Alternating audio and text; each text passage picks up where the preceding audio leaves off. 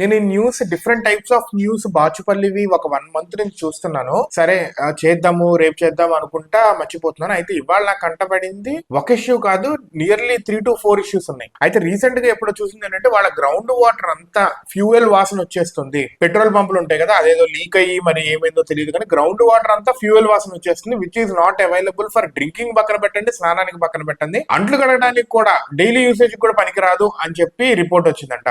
అదొకటి. నెక్స్ట్ అక్కడంతా పొల్యూషన్ బాగా ఉంటుంది అని చెప్పి అది ఇంకో రిపోర్ట్. ఎందుకంటే బాచుపల్లి ఆ ఏరియా మొత్తం అవుట్స్కట్స్ కదా, ఇదివరకు పటాన్చెరు బాచుపల్లి ఇట్లాగా ఫ్యాక్టరీస్ ఎక్కువ ఉన్నాయి. సో వెన్ ఈ ఒక ఏరియాని లివబుల్ ఏరియాగా చేసినప్పుడు గవర్నమెంట్ కూడా అక్కడున్న ఫ్యాక్టరీస్ ని వీటన్నిటిని మళ్ళా కొద్ది దూరం తరలించాలి కదా. మరి అది తరలించిన తర్వాత maybe once we make this area as a livable area అప్పుడు కట్టుకోవాలి, అప్పుడు ఇల్లు కొనుక్కోవాలి. లేకపోతే ఆర్ఎల్స్ గవర్నమెంట్ అసలు పర్మిషన్స్ ఇవ్వాలి కట్టడానికి కూడా. సో మరి అది చేయకుండా ఇది ఎందుకు చేశారో తెలియదు. ఇప్పుడు పటాన్ చెరువు కూడా అదే.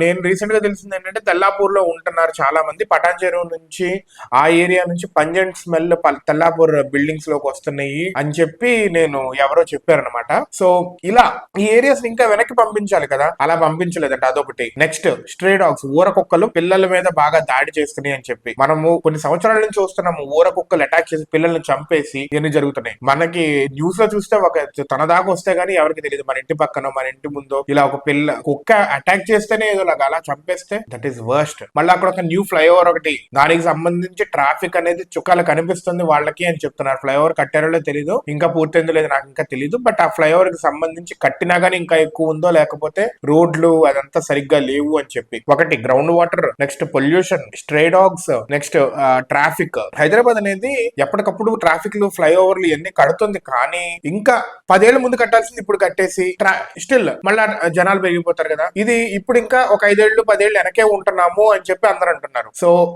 మేఘాల మీద మెయిన్ ప్రయారిటీ కింద కట్టాల్సిన ఫ్లైఓవర్స్ కొత్తగా ప్లానింగ్ ఏమైనా ఉంటే అవి కూడా చేసుకొని కట్టేసేయాలి. లేదంటే ఈ ట్రాఫిక్ బాధలకి బెంగళూరు అలాగే అయిపోయింది. హైదరాబాద్ ఇంకా చాలా ఫ్యూచర్ ఉంది, హైదరాబాద్ కి ఎక్స్పాండ్ అవడానికి కూడా చాలా ఫ్యూచర్ ఉంది. అలా కాకుండా అయిపోద్ది పరిస్థితి. So these are the main problems of Bachupalli. అక్కడ ఎవరైతే అధికారులు ఉన్నారో వాళ్ళకి వెళ్ళి లెటర్ కూడా సబ్మిట్ చేశారు. బట్ వాళ్ళు ఎన్నాళ్ళు పడుతుందో అది చేయడానికి, 2 నెలలు పట్టినా 3 నెలలు పట్టినా ఒక వారం పట్టినా కానీ వారం దాకా ఏం తాగుతారు ఇంకా, అదే కదా, అట్లాగే కదా. బట్ ఈ నెలల్లో అయ్యేది కదా, సంవత్సరాలు పడుతుంది అవ్వాలంటే. బట్ అప్పటిదాకా ఎలాగో అక్కడ పరిస్థితి, ఇల్లు కొనేసుకుంటే 1,00,00,000 పెట్టి 50 లక్షలు పెట్టి 60 లక్షలు పెట్టి ఇల్లు కొనుక్కున్న వాళ్ళ పరిస్థితి ఏంటి అసలు? అగమ్య గోచరం నిజం చెప్పాలంటే. డబ్బులన్నీ ఏమైపోయినట్టు అసలు. అధికారులు ఎవరైతే దీనికి సంబంధించి ఉన్నారో వాళ్ళు ఇమీడియట్ గా యాక్షన్ తీసుకోవాలి with in the next minute అన్నట్టే ఉంది పరిస్థితి.